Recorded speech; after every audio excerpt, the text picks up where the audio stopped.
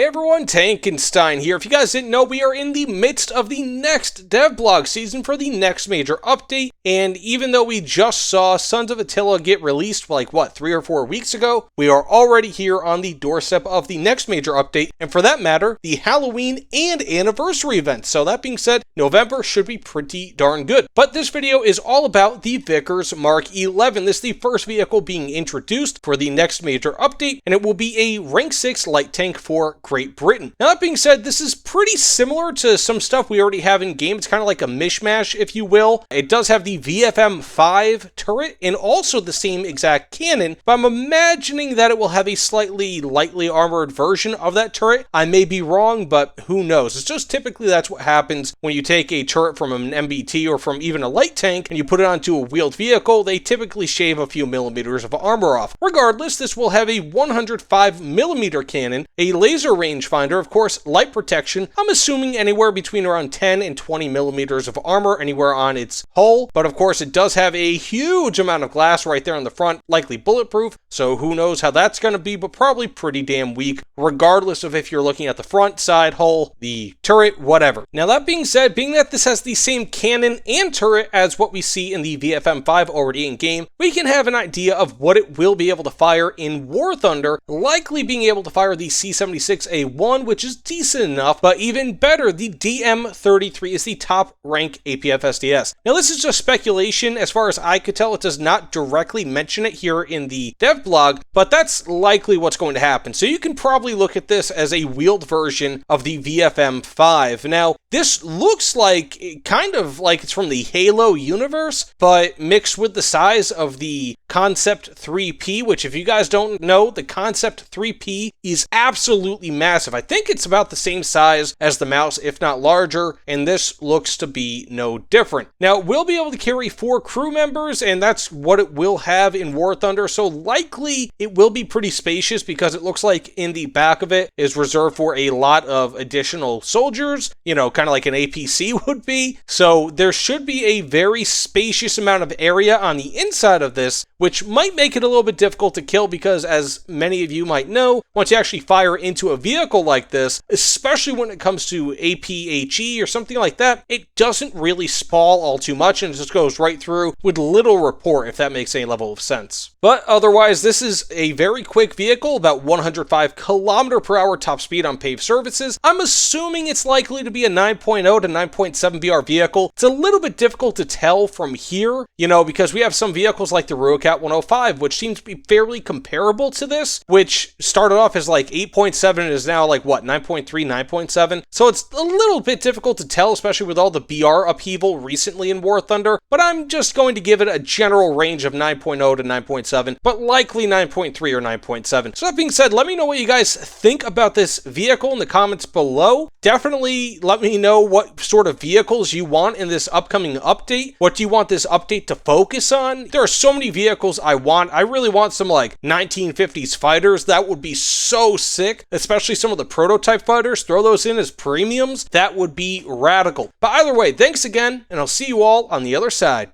Take care, everyone.